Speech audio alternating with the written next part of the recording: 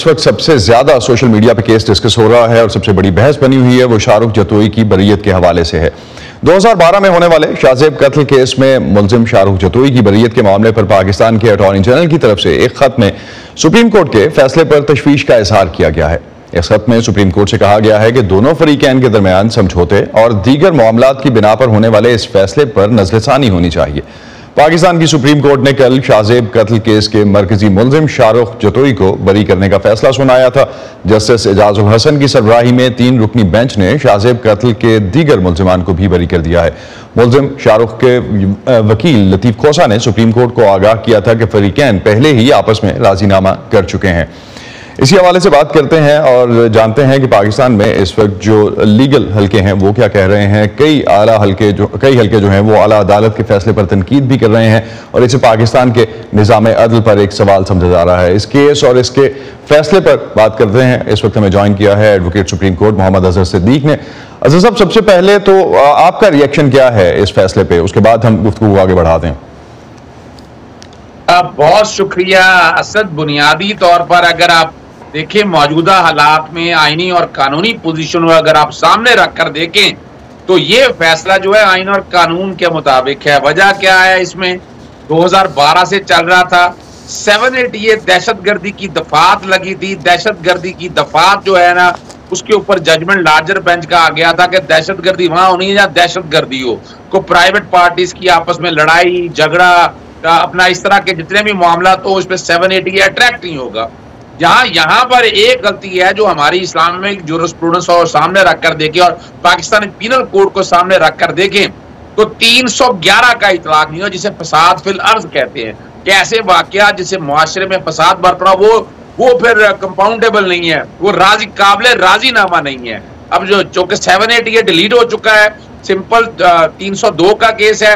302 जो है वो काबिल राजीनामा है। मुद्दई भी आपस में बैठकर चूंकि उन्होंने सुलह कर ली, आपस में सुलह करने के बाद वो रुका इसलिए हुआ था कि 788 के इतलाक की वजह से सुलह एप्लीकेबल नहीं हो सकती थी। लेकिन एक चीज अगर हम इस हवाले से देखें, एक जनरल परसेप्शन जो बनता है वो तो बड़ी ब्लैक एंड व्हाइट और ग्रे एरिया की गुंजाइश नहीं है उसमें कि कत्ल हुआ या नहीं हुआ, कत्ल जिसकी तरफ से हुआ वो बरी हो गया। तो अब या तो ये आप कोई भी फैसला ये कहे कि ये कत्ल नहीं हुआ, ऐसा तो कुछ नहीं है। इसमें तो कोई शक नहीं है, इसमें तो यानी ये बुनियादी तौर पर ये हद का मामला तो है नहीं ना। यानी आप रेप वाले मामलात या बाकी मामलात में देखें जहां हद की बात आएगी वहां स्टेट आ जाती है।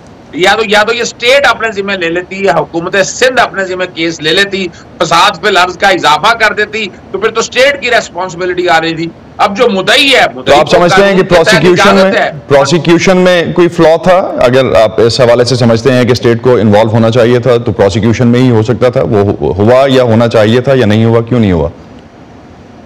देखिए असूली वजह यह है कि इस तरह के जितने matter he is very influential man. Pakistan में एक दोहरा निजाम तो आप देख सकेंगे, जो ताकतवर आदमी है उसे फायदे हैं। यानी अगर ये जो कि गवर्नमेंट ऑफ सिंध इनके साथ ही, आप सब लोगों को पता है कि ये जेल में कम रहे हैं, अस्पतालों के नाम पर ये बाहर मौजूद रहे हैं और इनको इतनी प्रिविलेजेस रही हैं, ये रिकॉर्ड के ऊपर मौजूद है कि ये दोहरा निजाम तो अपनी जगह मौजूद है। तो बुनियादी तौर पर सबसे जो बड़ी वजह है कि वो प्रोसिक्यूशन का निजाम और हुकूमत सिंध को ये अपने जिम्मे लेना चाहिए था, जो कि लोगों की तवक्कुआत बहुत ज्यादा थी सारे मामले में। सफाई तो तभी रुक सकती है जब स्टेट अपने पास ले जाती, 311 का इजाफा कर देती। तो स्टेट ने ये नहीं किया। आप समझते हैं कि सिंध गवर्नमेंट इसमें इन्वॉल्व थी। एक चीज जो है सिंध गवर्नमेंट की तरफ से उस हवाले से वो एक्शंस नहीं लिए गए जिस तरह से आप समझते हैं इसको। तो दियत या सुलहनामा जो है शायद हादसाती वाकयात के लिए एक जो परसेप्शन की हम बात कर रहे हैं वो ठीक हो सकता है, कानूनन पता नहीं, उसको आप बेहतर बता सकते हैं, लेकिन अमदन कत्ल के मुकदमे में इसका इस्तेमाल किस हद तक दुरुस्त है?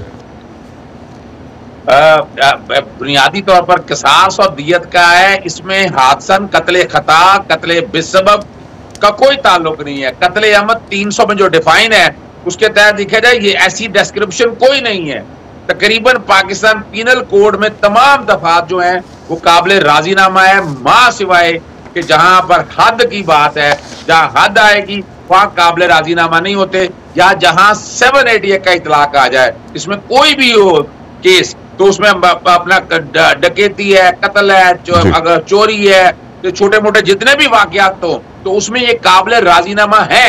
और राजीनामा की कोई बुनियाद तो यही बनी ना। अब यहाँ सवाल यहाँ पर ये है कि एक इल्जाम लगाया जाता है कि जनाब प्रेशर डाल के ये सुलह करा ली गई है, तो ये भी हुकूमत सिंध के ऊपर था, और जो मुद्दई था, मुद्दई को ये बात लेके आनी चाहिए थी या ये बतानी चाहिए थी, इसमें कोई शक नहीं है। लेकिन अगर मुद्दई को मुख्तलिफ इत्तलात में अज़हर साहब, मुद्दई को अगर मुल्क से बाहर भिजवा दिया जाता है प्रेशर डाल के और वहीं उसको सेटल करवा दिया जाता है, जो भी प्रेशर उस पर रखा जाता है, वो एक अलग डिबेट है। लास्ट पे एक क्विक कमेंट, तो ये आप समझते हैं कि साबित करता है कि गरीब और अमीर के लिए इस मुल्क में अलग अलग कानून है?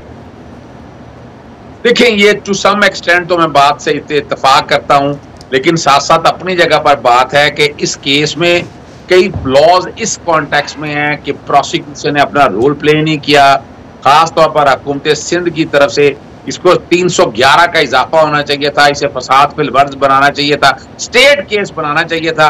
तो आप जो कि मुद्दई लेकिन कानून के मुताबिक ये फैसला ठीक है, और कानून के मुताबिक ये फैसला ठीक है, तो इसका मतलब है कि कानून में भी उसके अकॉर्डिंगली शायद जो डिफरेंट इस वक्त डिस्कशंस हो रही हैं कि अमेंडमेंट्स होनी चाहिए, वो भी जरूरी होंगी। बहुत शुक्रिया सिद्दीक साहब आपका। अज़हर सिद्दीक हमारे साथ थे। नाज़रीन, बात कर रहे थे प्राइमरीली जो कल से अब तक एक केस जो है मीडिया की खबरों में सामने है।